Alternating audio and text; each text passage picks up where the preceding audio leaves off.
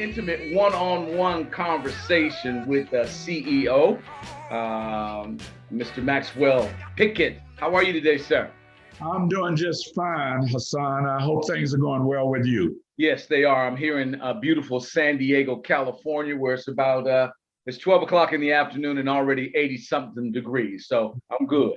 That's got to be beautiful weather. That's Yes, right. yes. So I guess I just like to hop in and just have a conversation. Really, if everybody doesn't know that you are the brother of the late great legendary R&B hit singer Wilson Pickett, who had a series and strings of I guess I don't know 5 to 7 number one hits in the middle '60s, if I'm correct. Is that right?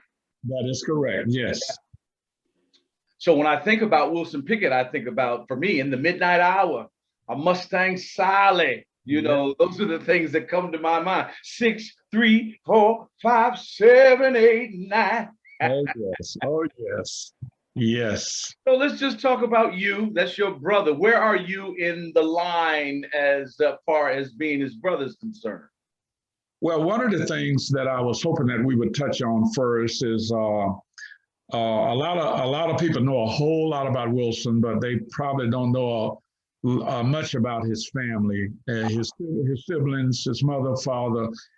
Wilson was born the fourth of 11 children to Wilson Pickett Sr.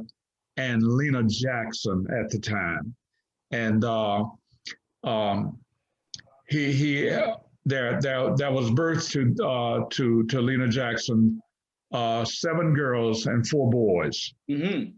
And I am number 7. We had the elder boy was a gentleman by the name of Willie James Pickett. Then there was Wilson Pickett. There was Hezekiah Pickett, and then Maxwell Pickett. We're the 4 boys. The 7 girls was Catherine Williams, Bertha Harbison, Emily Jean. Of course, she got married, so Emily Jean Rochelle, Mm-hmm.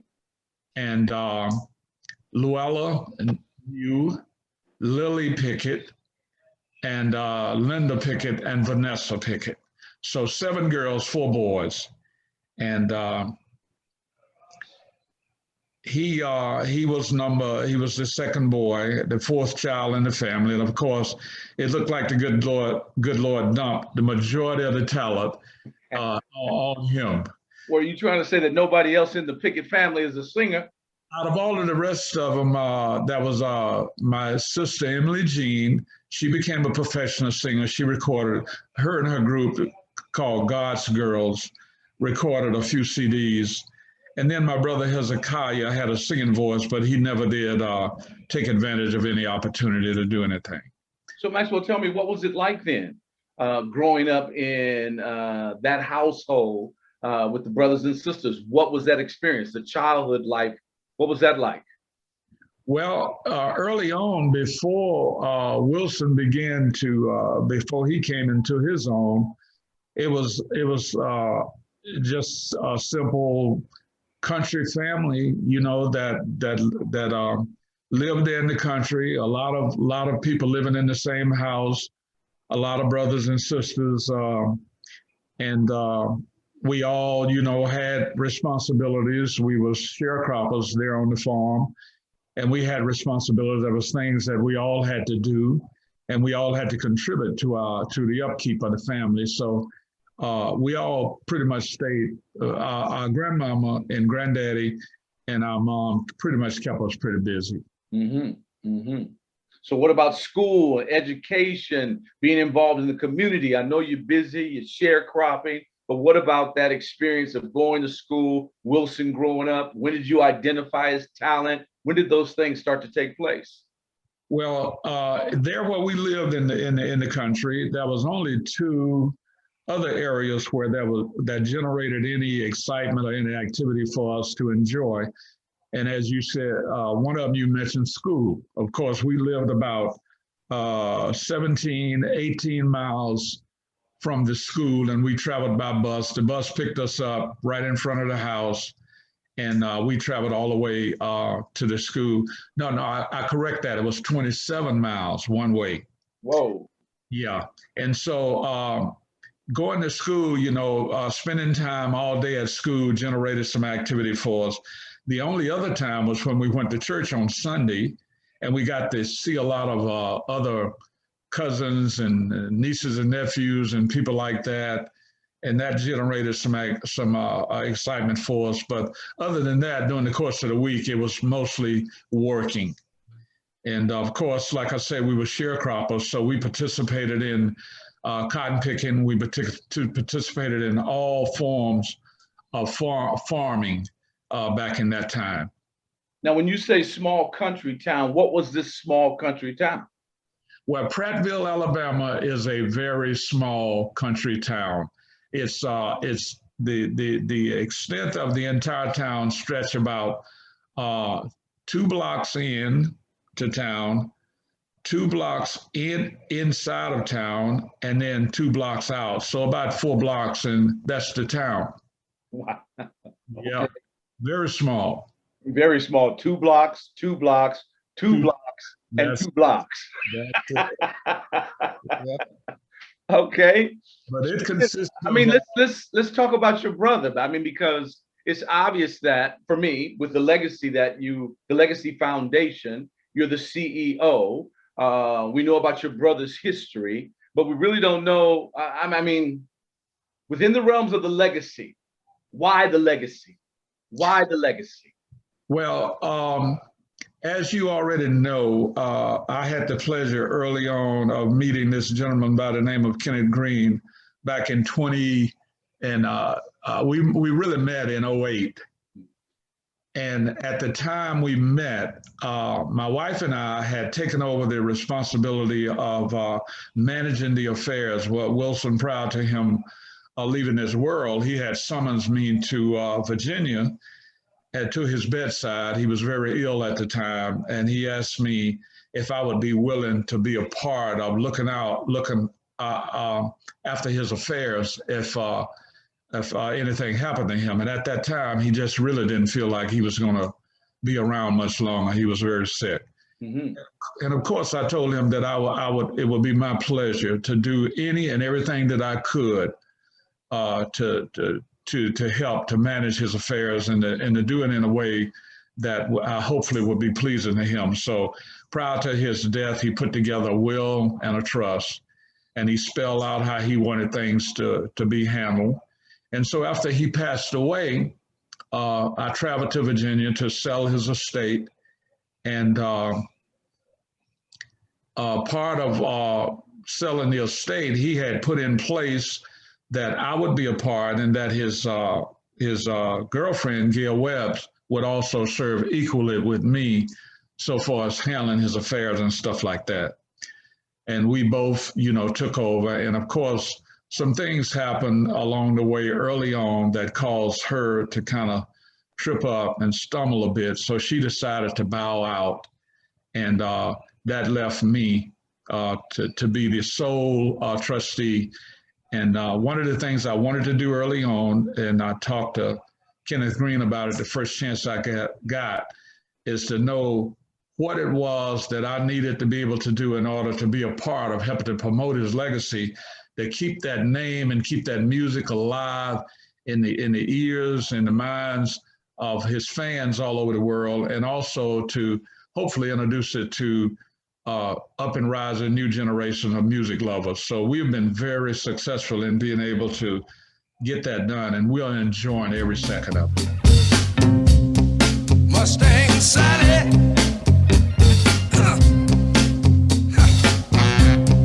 Guess you better slow your Mustang down. Oh Lord, what I said now. Mustang Sally now, baby. Oh Lord, guess you better slow your Mustang down. Now, just in there, you say it's like he called you. So what was your relationship like with your brother prior to him saying, I need you, and you came to him? What was your relationship like with your brother? Well, I was able to establish a relationship of trust early on with my brother. When I was in the ninth grade in preschool, grade school, Wilson, whenever he would come home, he would always say to me, Max, hurry up and graduate because I want to get you out there with me. I want to help you to, to become something also. So from the time I was in the ninth grade, when school was out, he would send for me and I would travel to New York and live with him. And he gave me an opportunity to work for him. He gave me a job serving as a valet.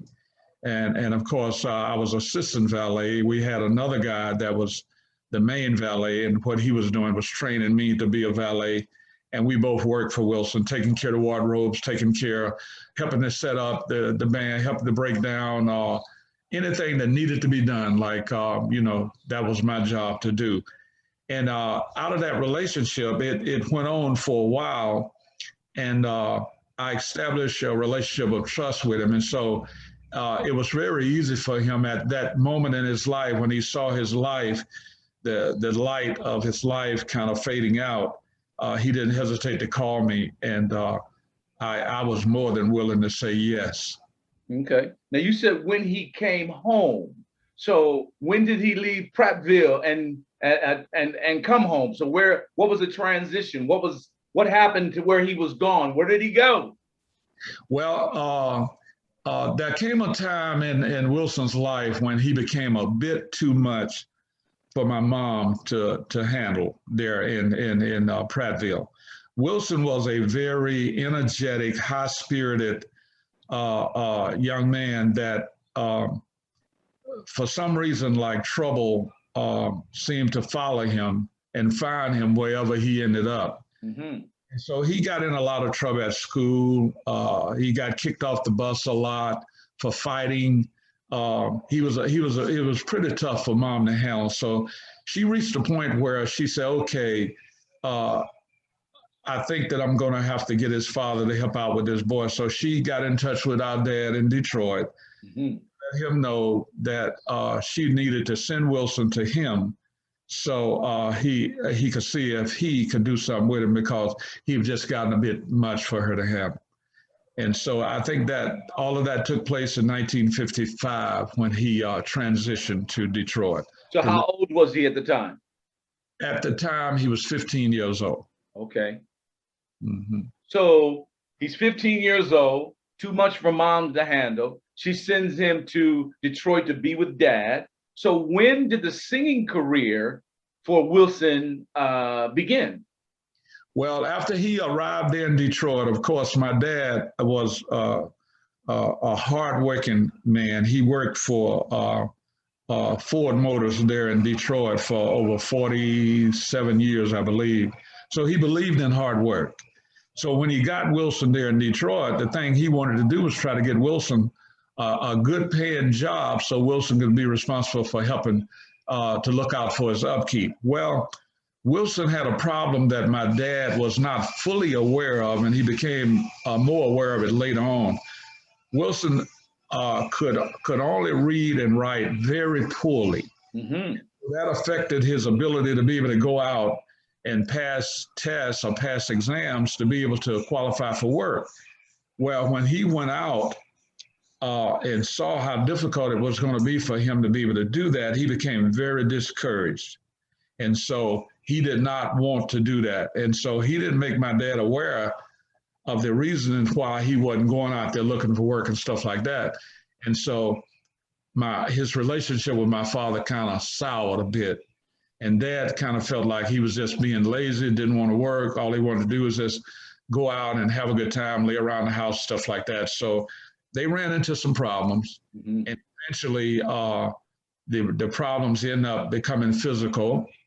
And of course, Wilson was a big, strong young man. And the physical activity, he ended up besting my father. And so my father ended up putting him out of the house. And while he was out, somehow or another, he ended up connecting with a group called the Violinaires. It was a gospel singing group there in Detroit. Mm-hmm. and he was hired on by the violinaires to sing with them, and he stayed with them for about 4 years. And the reason why he didn't last no any longer with them is because they had a lead singer by the name of Blair. And Blair was we all know that they recorded a lot of great songs, but him and Wilson kind of clashed because Blair was the lead singer, and Wilson, anything that he got involved with, he had a very competitive spirit, and he wanted to try to rise to the top and become the head, and that wasn't setting too well with Blair. So after about 4 years of on and off singing with them, he moved on his way. I have to say this, Max. I love the way when you talk about your brother Wilson, you know, there's certain way you cover, like he had a strong spirit, and you know, instead of saying, yeah, he liked to fight, okay? Oh, no question about it. No question about it. We'll get into a little of that later on. So then I still want to go back because there seems to be a piece missing. So was Wilson singing in Prattville? Did he sing there? Did he sing in the choir? Did he sing at church? Was he already anointed with that gift, or did he find that gift when he went to Detroit? Well, Wilson was singing there in Prattville, and Wilson became aware of the gift that he had early on. I would say, now Wilson and I are 7 years apart. Mm-hmm. And when I was 5 and Wilson was 12, I know that Wilson was 7, 8, 9. I mean, as early as I can remember, all Wilson did was sing. He sung around the house. He sung when he was doing his chores. He sung in the cotton field. He sung everything he did, he was singing. And so he ended up joining the choir there at Jericho Baptist Church. He sung in the choir for a while. He also sung with a small men's group that was headed up by my uncle, Albert Jackson, that he had formed. And he just sung every chance he got, he would sing. So his singing started early on. But of course, we know that he didn't get his break until after he transitioned to Detroit and got discovered there by the Falcons. Well, let me ask you this. Did he ever express during that time that a singing career is what he desired to fulfill? You know, that's what's his goal. I want to be a singer. I want to be, you know, did he ever express that before he went to Detroit to be with your father? Well, without a doubt, and every chance he got, and everybody that was willing to listen at him, he would make them aware that someday he was going to be famous. He started doing that early on. He out of the work that he did, he was able to save money, and he eventually bought him a little small transistor radio, and he used to tune in to the station where he can listen at people like Sam Cooke and back then you didn't have very many that was out there that was doing real well, but Sam Cooke was one of the ones that he really, really loved to listen at. And so he just took a liking to that type style of music and that style of singing. And he would let people know that someday that he was gonna be a great singer and that he was gonna be famous. Great. Okay. All right. I got it. So now we're in Detroit. He's singing with a group called the Violinaires. Yes. Did he start this group, or they had a singer? So how did they find him?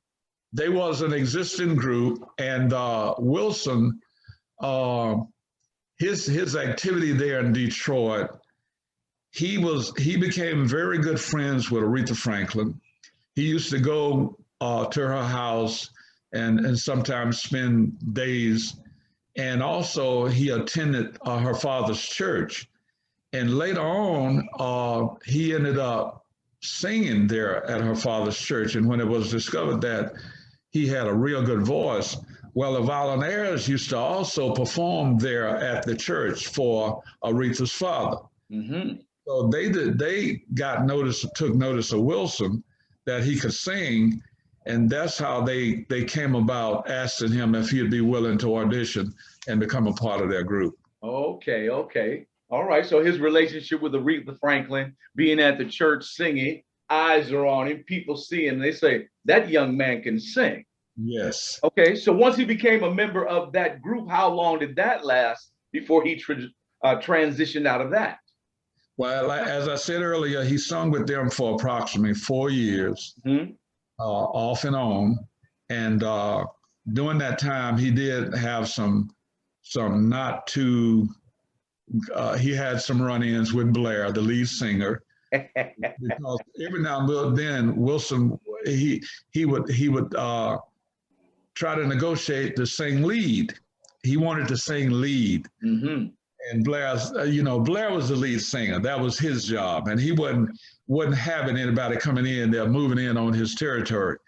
So they would have these, as Wilson used to tell it, they would have these headbutting type things, and people would have to come between them to keep them from fighting, because Blair was going to protect his territory, and Wilson was determined to move in. And so when Wilson finally, determined that Blair was not going to be losing that position as lead singer, he eventually relented. And during the time right at the time when he decided that he needed to move on and try something else, then of course, bang, he gets discovered by Willie Schofield of the Falcons while singing on the back porch of his father's house there on Hastings Street in Detroit. Wait. Now you got to explain that a little bit more. So he's on the back porch singing. So, and some guys, walking down the alley? Well, here's what happened. Now, Willie Schofield had went for a doctor's appointment that day. It was either a dental appointment or a doctor's appointment. It's all in writing. It's in the history.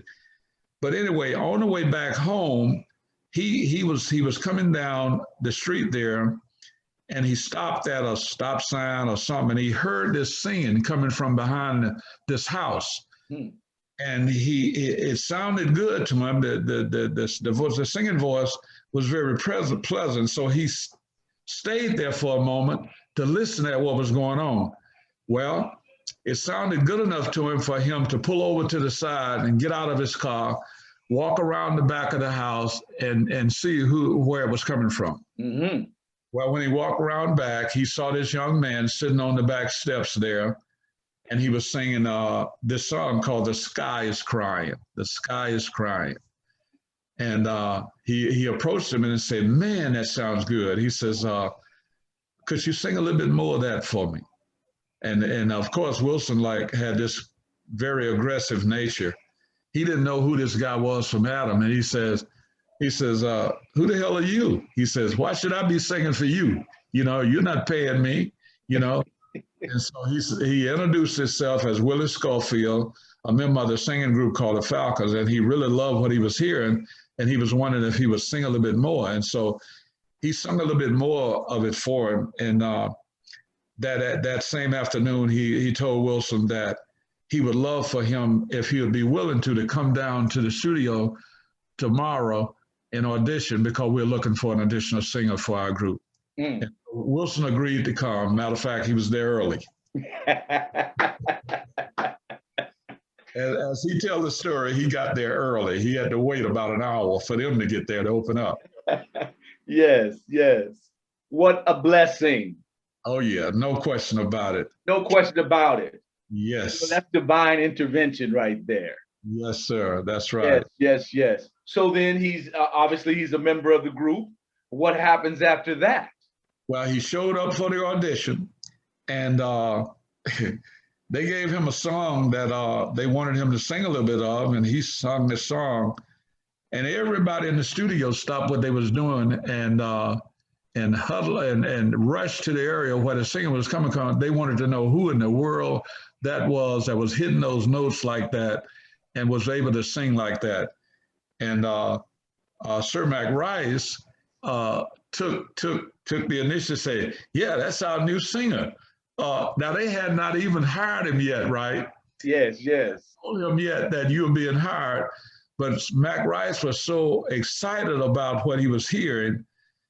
He introduced him as, "This is our new singer. He's going to be a member of our group." Nice. Yeah. And you know Wilson was happy to hear that. Yes. So he records, he's with the group. How long does he stay with them? Well, let me see now. They started, well, they recorded I Found the Love, which was a song that Wilson had begun to write, and they helped him to complete it. So he recorded that with them, I believe, in 1962, I believe. Okay. So Wilson was with them from 1962. He ended up with Stax at Stax in 1964, I believe. So he wasn't with them very long at all. Okay. So now you pulled out something else for me. So songwriting. So Yeah. so Wilson was a songwriter. So now I'm going to bounce back. Was he writing songs while he was in Prattville? Did he write his own songs even then? Well, he was not per se writing songs back then. He was still so young, and he still had to try to find out, what this entertainment thing was all about. Yes.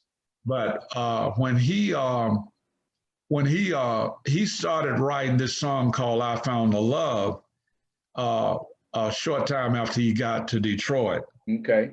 And he kind of like, back in those days, they used to call like in the can when you would be writing a song, but it wasn't quite finished. You'd put it in the can and you would go back to it and continue on it until you get it finished. And so he continued on it. And eventually, when he got hired by the Falcons, he finished that song up with their help. And eventually they ended up recording that as the first song, and it became their first hit. So the first hit that he sings for the Falcons, when he's discovered singing on the back porch, they help him finish that song, becomes a hit. He stays with them for 2 years. And then you say so how did the next point, the next transition happen for him? Because he's only with that group 2 years. So there's some discovery that happens along the way where somebody says, we want you. Well, 2 years, and I'm hoping that we'll be able to correct the records a little bit later if we need to. But the timelines, okay. Timeline, but of course now Wilson was the way he ended up leaving the Falcons is they hired him on as a member of the group, and they was traveling all over the South and singing in all kind of places, but they wasn't making no money. Like, back in that time, Eddie Floyd was a member of the group. Lord Price was a member of the group, I believe. And then Sir Mac Rice and Eddie Schofield, and they was traveling a lot, doing a lot of gigs, but making no money. And that was real frustrating for Wilson. Yeah. And so when he saw an opportunity that he might be able to break away and be able to do something at a much higher level where he would make some money, he jumped on that opportunity right away. So he was scheduled to go on a tour with the Falcons, and the day came when they were supposed to come by the house and pick him up, and they showed up on time, ready to pick him up and ready to get on the road to go. And little did they know that Wilson had decided that he was no longer going to be a part of the group, that he was going to break away. So while they was there, they was waiting for him to come out of the house. He came out of the house with his suit bag on his shoulder and his overnight case. And they thought that he was coming to get in the car with them so they could leave. And there was another car that was parked in front of them. And he just made a right turn and went straight for that car and got in and told him, man, he says, man, I'm sorry. He said, I'm finished with the Falcons. He said, I'm here to Chicago with these guys, and we got a gig there. And that was it for him and the Falcons. That was it, huh? Yeah. Wow. Okay. So once again, determination. He had vision for his life. He knew where he wanted to go. So now he leaves the Falcons. He's gone with the Falcons on his way to Chicago. what happens next? Well, he go to Chicago, and he I think he participated in some gig there, but he ended up back in Detroit. Mm. And um, after getting back to Detroit, he decided that, well, he wanted to, I think he had already made a decision that he was going to move to New York Mm. and try his luck there. Okay. So now he's transitioning to the Big Apple. He's in New York City. yeah, he transitions to New York. And of course, the thing that he wants to do more so than anything else is take advantage of an opportunity to possibly be discovered or to sign with a record company. Mm-hmm. He had his eyes on Atlantic Records, and he wrote another song, um, and he was going to use that song as an introduction to Atlantic Records, and hopefully try to get Jerry Wexler to sign him on to a recording contract. Yes. And so he brought the song to Jerry Wexler. Jerry Wexler listened at the song. Jerry Wexler loved the song, but Jerry Wexler already had an established superstar by the name of Solomon Burt. Okay. He felt like the song was a perfect fit for Solomon Burt. So he took the song. I think he bought the song from Wilson for $500, took the song and gave it to Solomon Burt, and Solomon Burt recorded it and made a hit. Ouch. Yes. And Wilson was his heart was crushed. He was devastated. Because he felt like, well, here's my opportunity, and he had taken my song and he was giving it away, and now, I got to try to start from scratch. I got $500 in my pocket, but I'm not looking for a quick $500. I'm looking for a recording contract. Right. Well, he was so crushed that coming back down out of the building there in the elevator, he says he cried all the way down in the elevator because his heart was so crushed. It was the first time that he had ever cried as a grown man. Mm. And but he did not give up. Mm-hmm. And his next stop was a place called Lupine, not Lupine, but Lupine Records, which was that time managed by Lord Price and Harold Logan. Okay. And of course, he ended up with them. They signed him to a deal, and I think he recorded 2 or 3 songs, maybe 4 songs with them. And he became discouraged and frustrated because here he had made these records, and they was playing the heck out of them on the radio, and they appeared to be making money, but he wasn't being paid not a dime. Right. And so he decided that, that was not going to work out. I got to say, though, I know it was devastating for him, but for Solomon Burke, who was a huge star, to take his song and make it a hit, that had to say something about his capacity and his ability as a songwriter. No question about it. Now, there's something very unique that took place after that. Mm-hmm. When he ended up with Lord Price and Harold Logan down there at Lupine, he made them aware of what had happened with Atlantic. And of course, now those 2 guys was very aggressive guys. They had the same type of spirits that Wilson had. Harold Logan was known as a gangster type. Uh-huh. But anyway, they told Wilson, why don't you record this? We can record the song on you also, and we'll release it on you. It's your song. You can do, even though they didn't record it on Solomon Burt, you can do a cover of it. And that's what they did. They did a cover of the song with Wilson. The song was released right away. And here you are, got Solomon Burt and Wilson Pickett. I got the same song out at the same time. Both songs made a hit. And here they are traveling all over the country singing. And every now and then they found themselves on the same show. Mm. And they would end up singing the song together. Okay. Now, Solomon Burt was one of the more nicer people that you'll ever want to know in the industry. He was aware of what had taken place with Wilson, and he knew Wilson had been done wrong, and he didn't like it. So what he did was he went back. He had a lot of clout with Atlantic because he was one of their superstars along with Retha. And so he talked to Jerry Wexler and told him, this Wilson Pickett guy, I think he's going somewhere. And I think you'll be making a mistake if you miss out on another opportunity to sign this guy. I believe that he's really going to do well in this industry. And so Jerry Wexler hearkened to the word of Solomon Burt because he was their man. And they signed Wilson to a contract. And that's how Wilson ended up with Atlantic Records. Okay.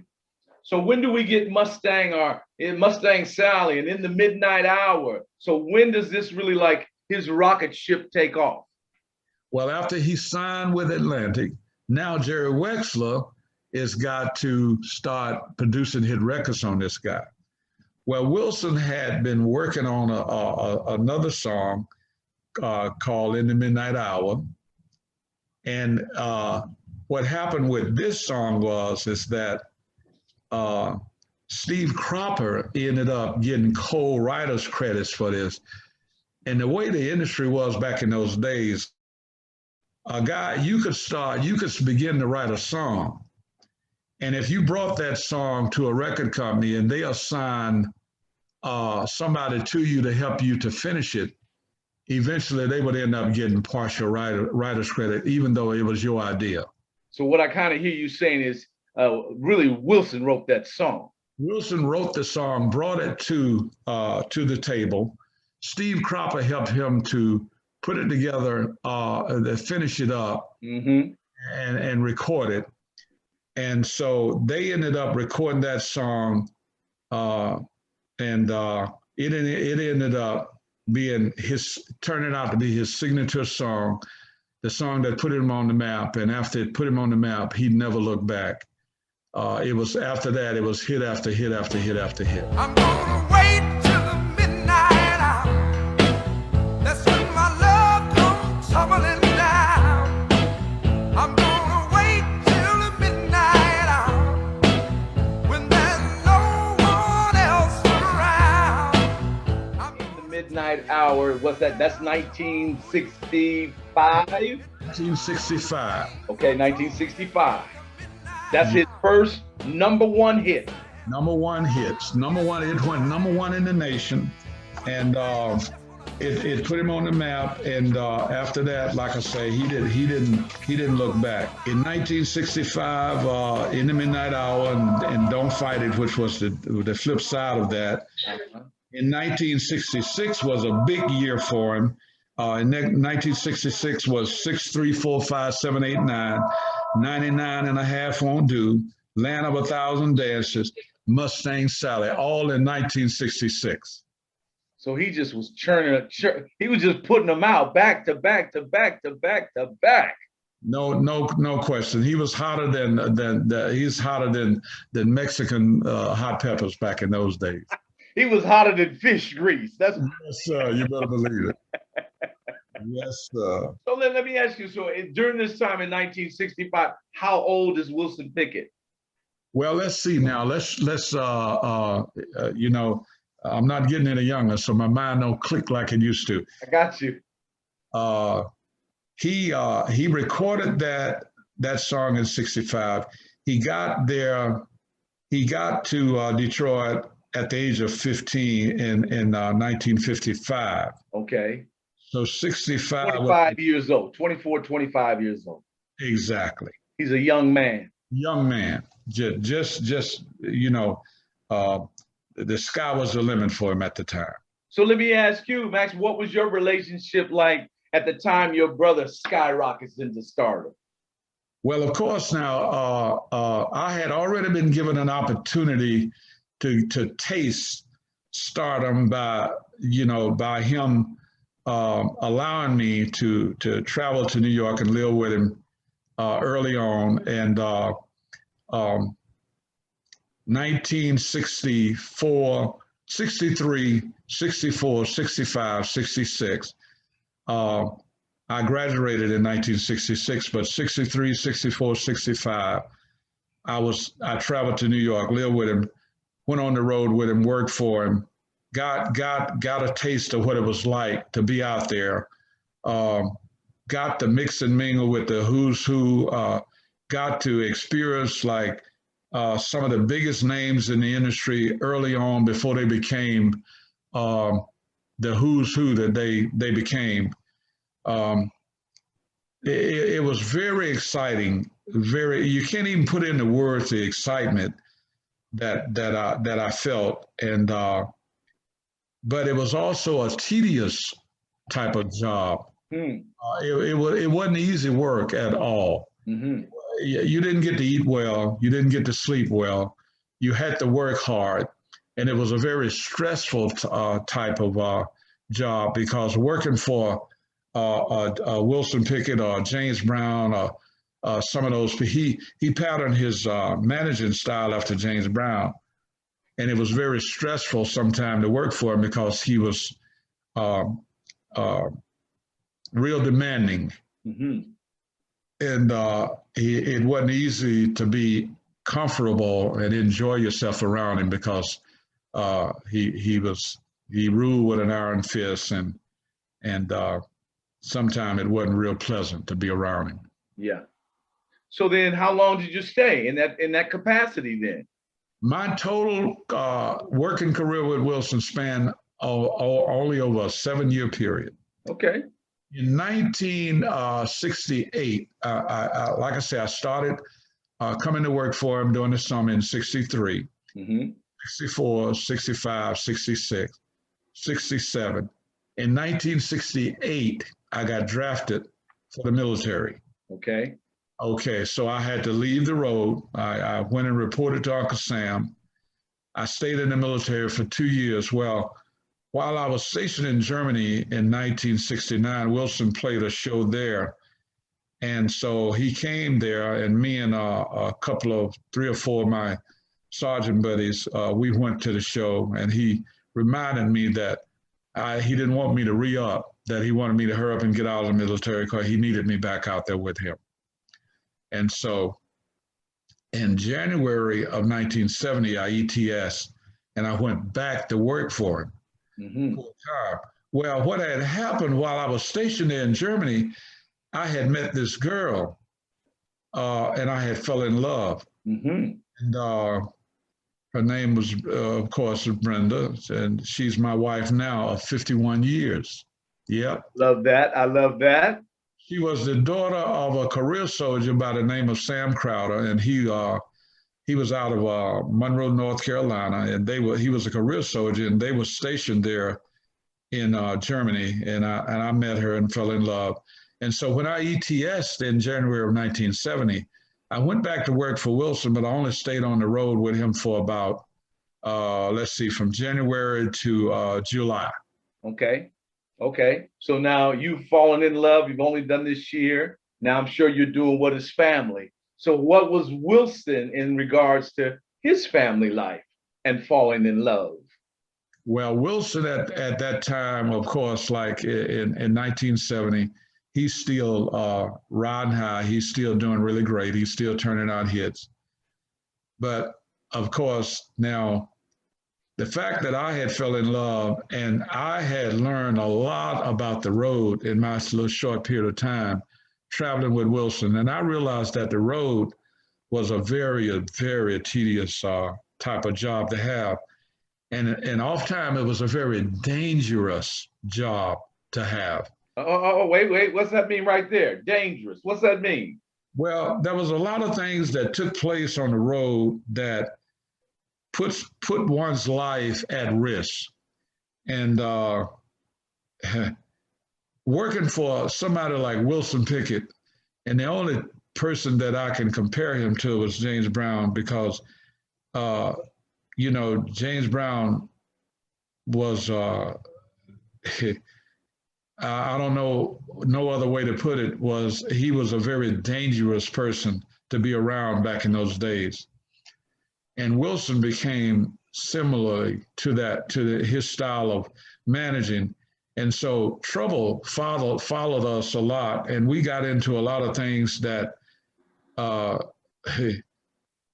some things I'm privileged to talk about, and some things I just can't even talk Well, about. some of the things you can talk about. Give us some of the things you can share with us. Well, Wilson had a fun. He became very fond of guns, and Wilson really didn't go anywhere on the road without having a gun with him.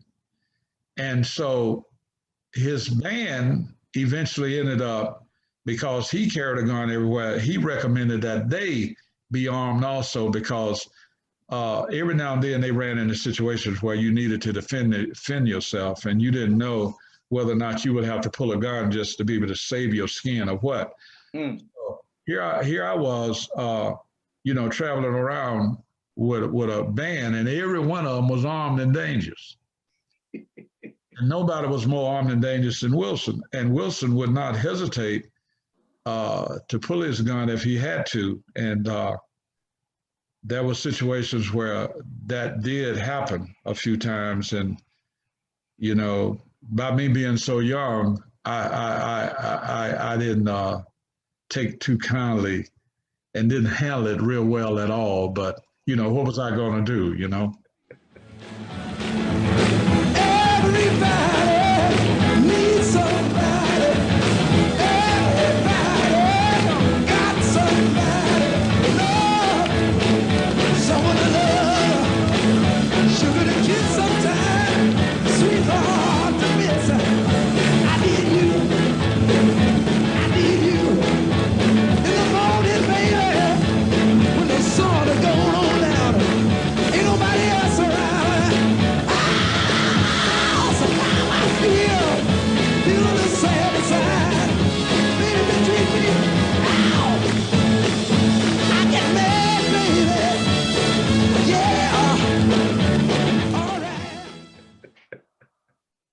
So you got to the point where you said, enough of this, huh? Well, when the opportunity presented itself where I could, leave the road, and I decided that I would do it. And so in July of 1970, Wilson and I was in the city. We had traveled to the city to go to the office. That whenever he was not on the road working, we would go into the city every day, and he would always stop by the office. So we did that the same thing that day. And after we left the office, we stopped by this little bar on the corner of 250 West 57th Street. It was owned by Willie Mays' wife, Margarita de Mays. And we were sitting there at the bar having a drink. And I wasn't drinking because at that time I wasn't drinking. But anyway, I decided that this would be a good time for me to let him know that I was going to get off the road, and that I was going to go ahead and get married and get me a regular 9-to-5 job. And when I told him that, he got fighting mad.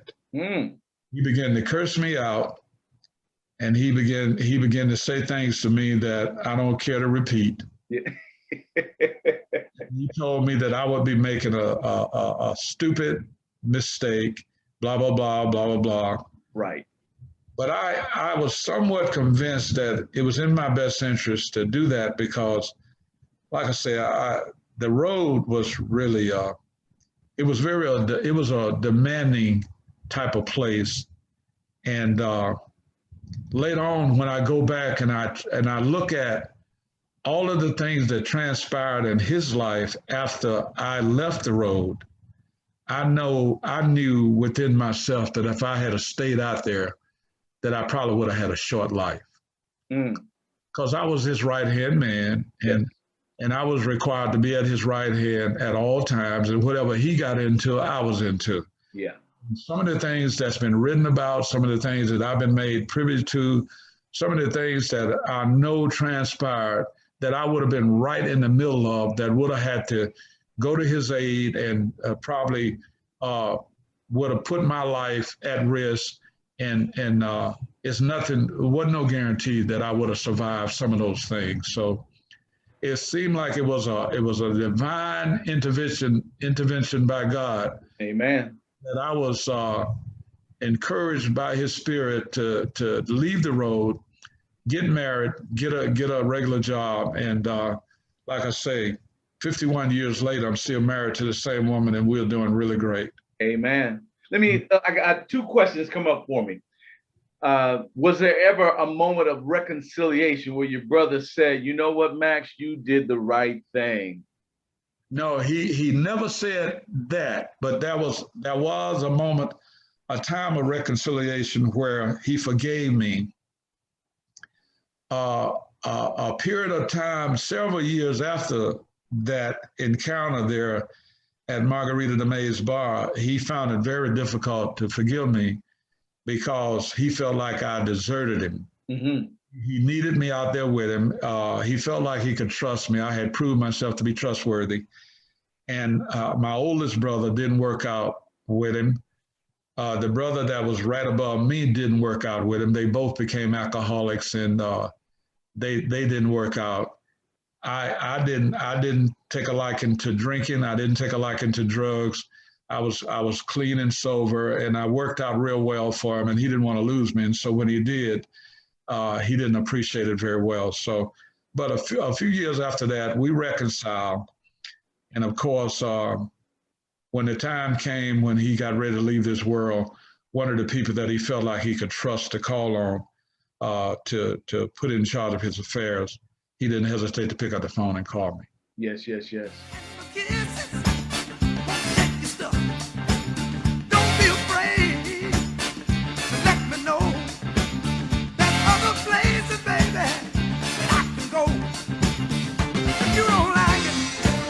Now, so that leads me to this. So his circle of comfort, people while out on the road, must have been very, very small.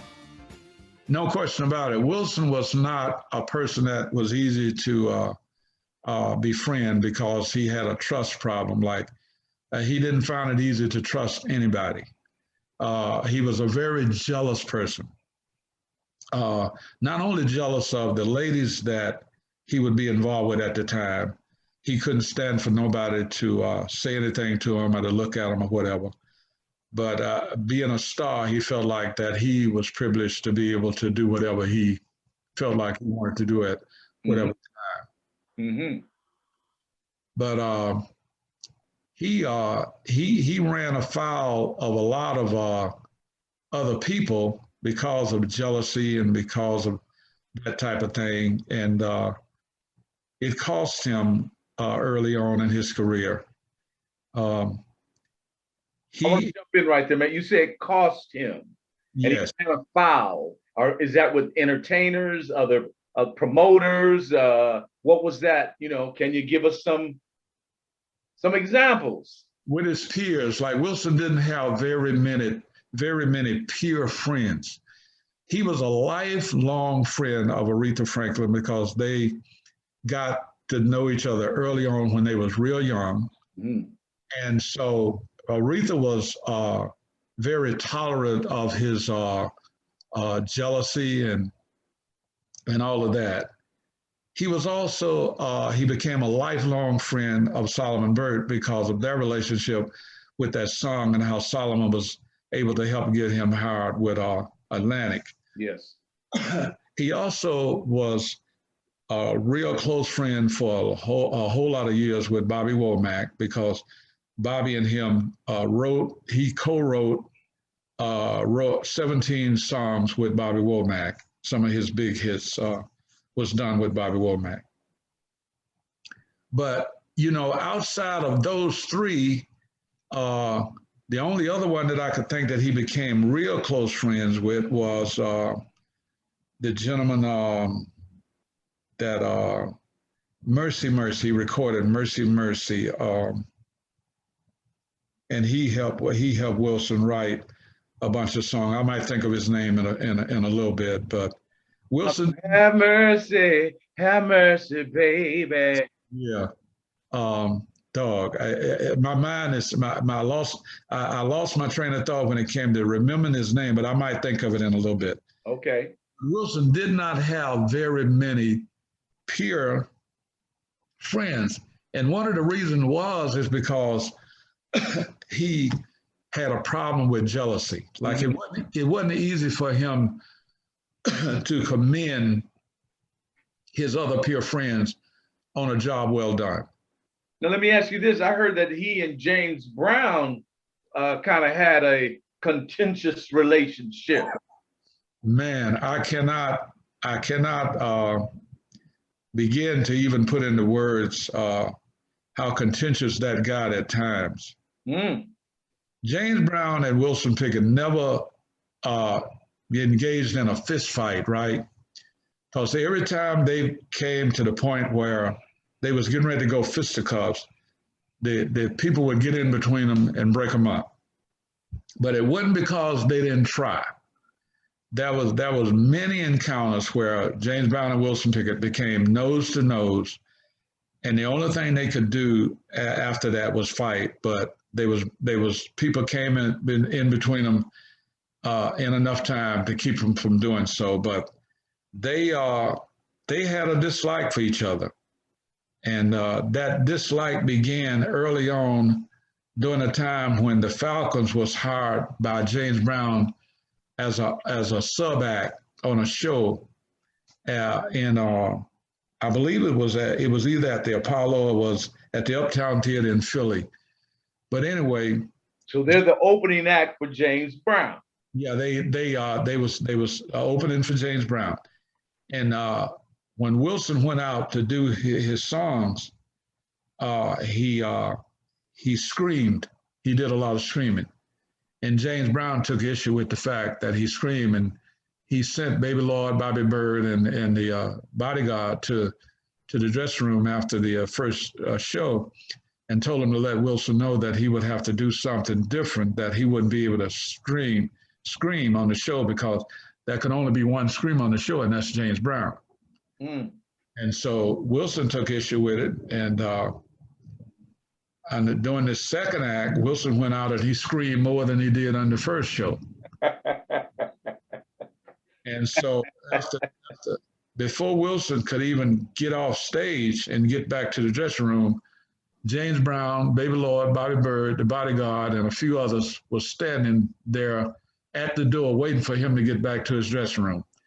And James Brown got up in his face and told him, said, "Wilson Pickett, I thought I told you that you couldn't do no."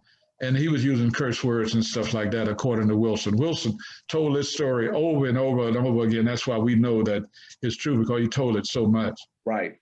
But anyway, James Brown confronted him there in his own dressing room, and him and Wilson became nose to nose. They was going to fight. The people got in between them and wouldn't allow him to fight.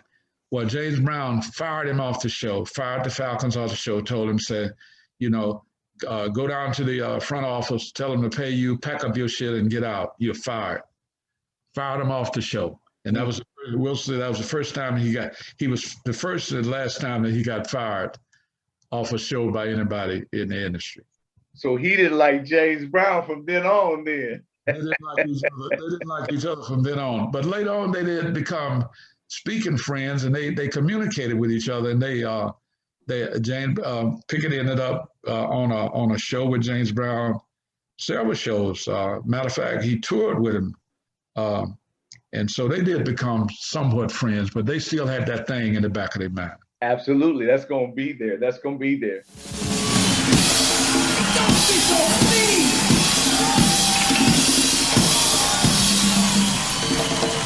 You know what?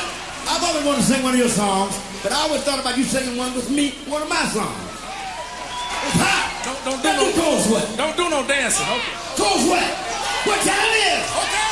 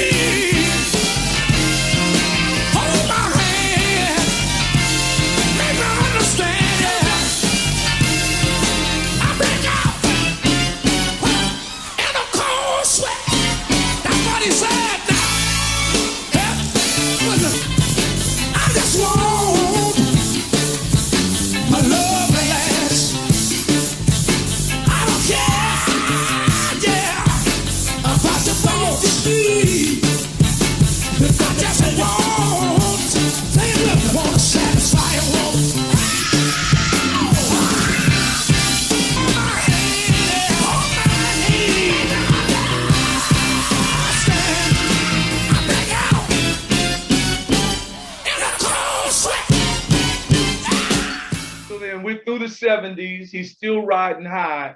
When did he find love in his life? When did he find love? When did he settle down? When did he get married? When did that all take place for your brother?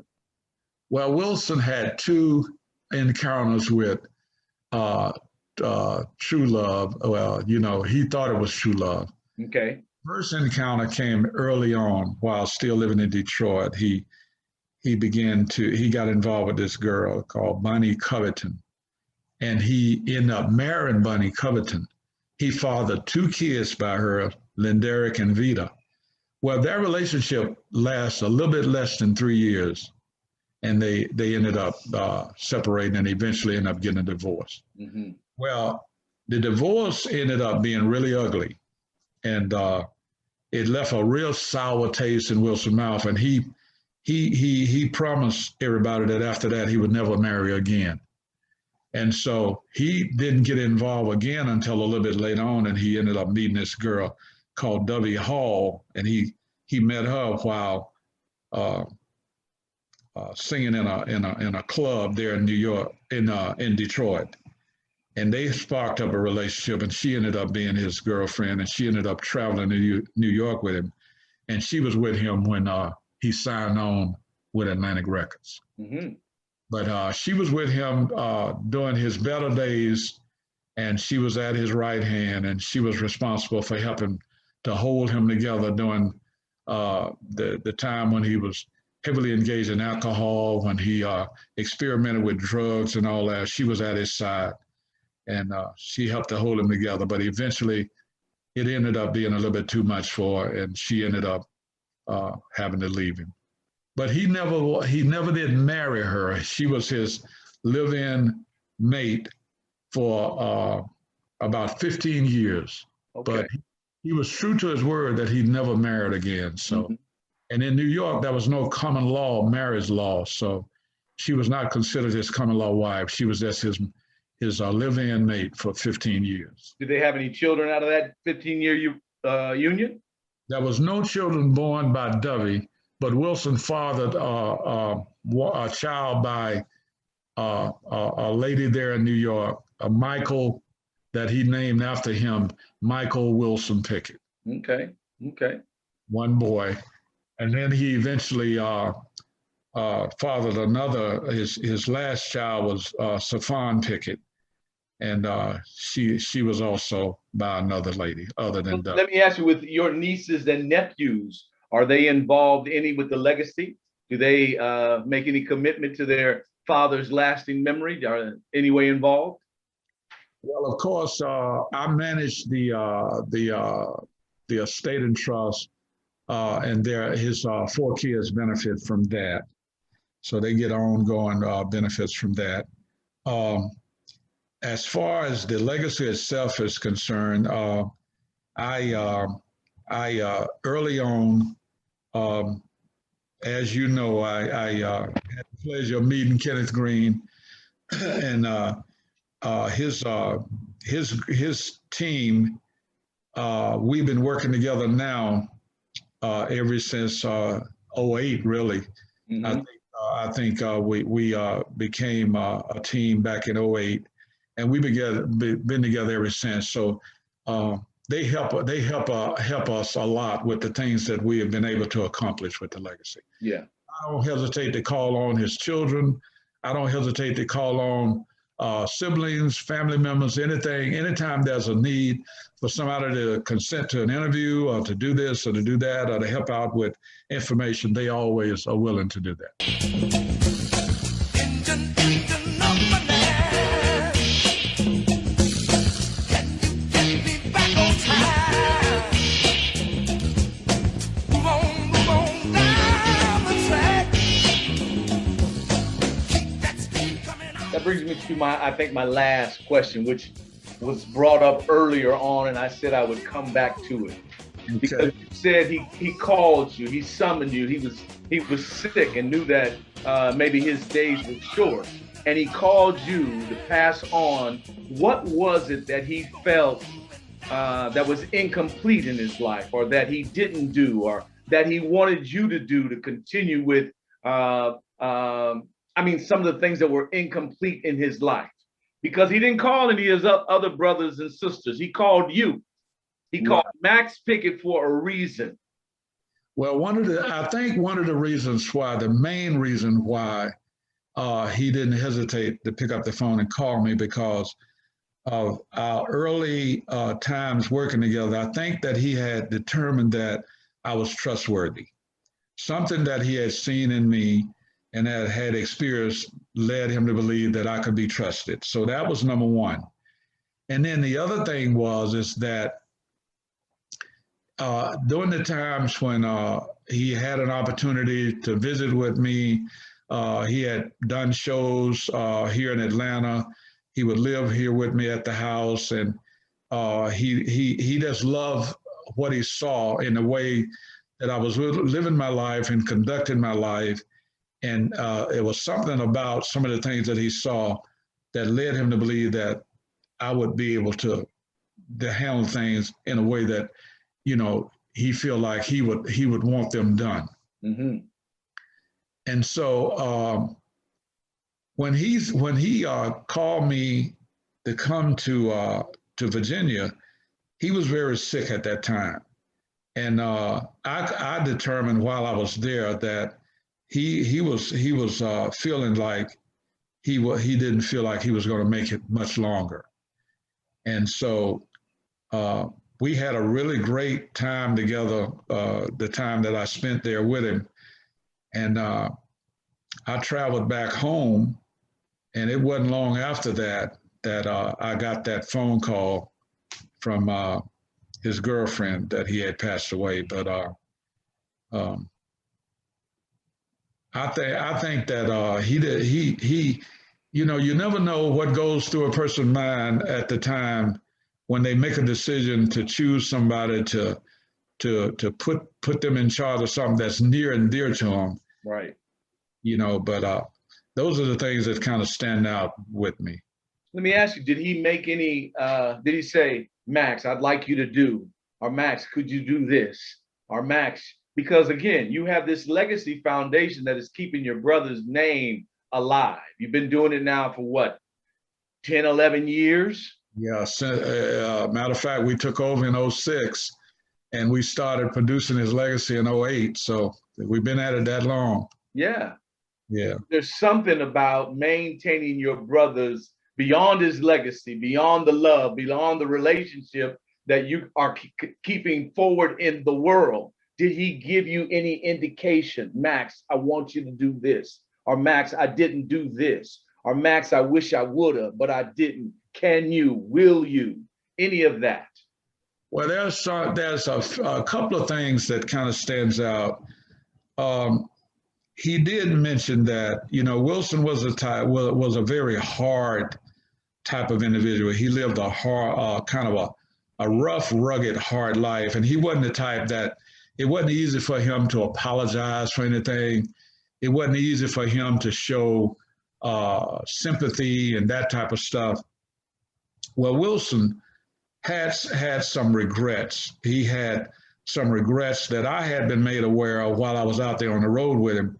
Whenever we would have these fantastic shows and people would want to swarm him and get autographs and get personal autographs and things like that. And Wilson would always refuse to sign autographs, refuse to sign personal autographs. And early on,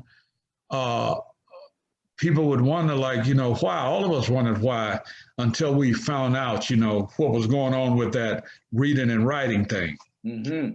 Well, because Wilson did not take advantage of an opportunity to get a decent education, and he saw what that did to his ability to be able to handle his own affairs and to do well in life, and it caused him also to miss out on a lot of opportunities that was made available to him that he could not take advantage of because of that.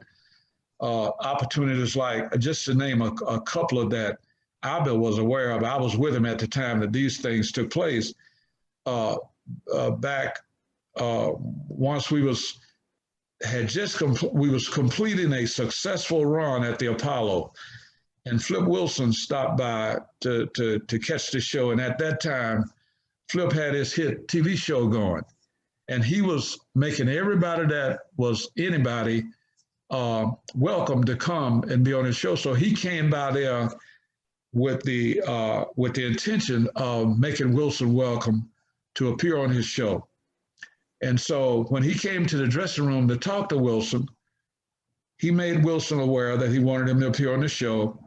And he told him, he was explaining to him how things would go and what he would have to do.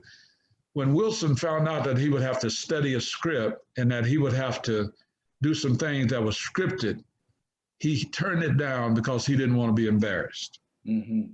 So he missed that opportunity to appear on the Flip Wilson show. Mm-hmm.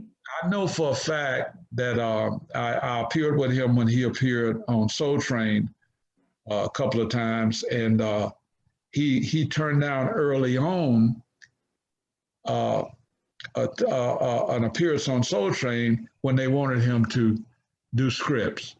He just wouldn't get involved with no script thing. Later on, I found out, and I was in the military at the time this happened. I think it happened in 1969. Tina Turner was about as hot as anybody could possibly be in the industry back then. She was contracted to do a special for HBO, and it was being done outside of the country. And so she was told to put together the show. You know, they would pay all the expenses and pay, however she wanted done. So one of the people she wanted to appear on the show was Wilson Pickett, and they was going to sing In the Midnight Hour together. And he was going to be paid all expenses to Europe and back, and $100,000 cash for that one gig, right? And because he was going to have to deal with a script and to do this and to do that, he turned it down. Mm-hmm. So these are the type of things that was made available to him. That was things about commercials, that was parts in movies that he was being offered. He just missed out on a lot of opportunities because he didn't want to suffer the embarrassment of people knowing that he, could read and write poorly. Right. Well, that's a lot of weight and burden that obviously he carried, and shame, Yes. But I want to thank you, Max, for spending this time with me, man, to have this conversation about you, about your experience, about, your brother, Wilson Pickett. I'm really impressed. I got to tell you, I am so impressed and moved by the commitment that you and your family have made to the legacy of your brother and keeping alive what he's done and reaching out and touching other lives and making a difference. I am so impressed with the work that you have done. And I have to say, the 51 years of marriage and happiness, you made the right decision, my brother. I think I did. I really do believe that I made the right choice. I'm enjoying every second of my marriage life. We have three wonderful kids and 7 grandkids, and life is just great. Amen. And I can't think of anything that we are enjoying doing more than helping to continue to support and promote Wilson's legacy. It's a lot of fun. He left us all of this wonderful, great music to enjoy, and we're just enjoying the heck out of being able to present it as often as we can and to help to promote it the very best we can. Well, you're doing an incredible job. Again, I think about, we talk about his career skyrocketing in 65. That's what really took off. And we're talking now, this is 2021, and his legacy continues on. And again, there was something established between you and your brother. That bond is everlasting. That bond is everlasting. You were the one. You're the chosen one. And none of what we are doing would be possible if it wasn't for the good Lord blessing us to meet great, wonderful people like yourself.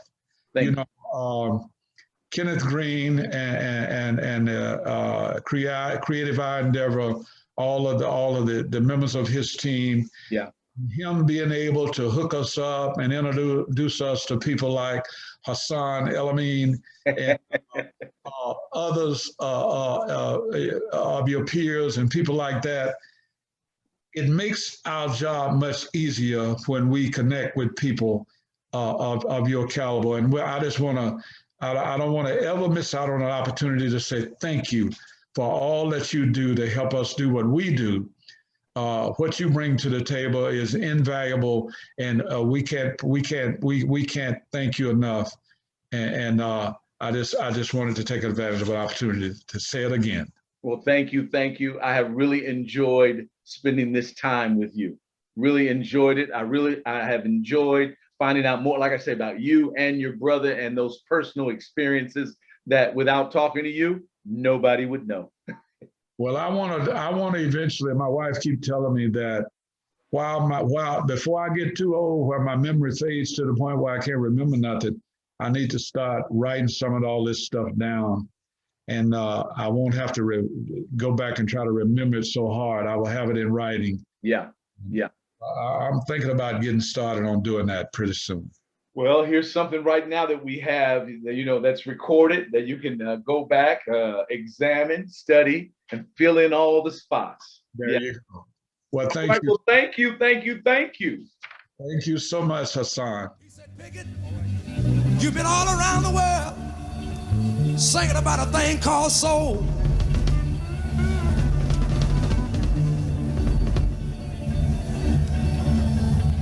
He said, can you please tell me what is soul? I looked around at him, I said, Ringo, I said, soul ain't nothing but a feeling. He said, how do you know? How do you know when you get it? I said, it gets in your hand, makes you clap your hand. Oh, yes, sir. I heard a sister say, it got in my feet. And I had to move my feet. Let me hear you say, yeah. Ow. If you got it, let me see. Come on. Here it goes. Look at it. You got to know when I'm phony Maroney. Mashed potatoes. Do the alligator. Put your hands on your hips. Backbone slip. Do the 1, 2, say. Do it like loose.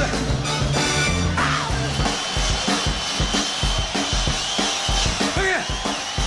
Na na na na na na na na na na na na na na na na.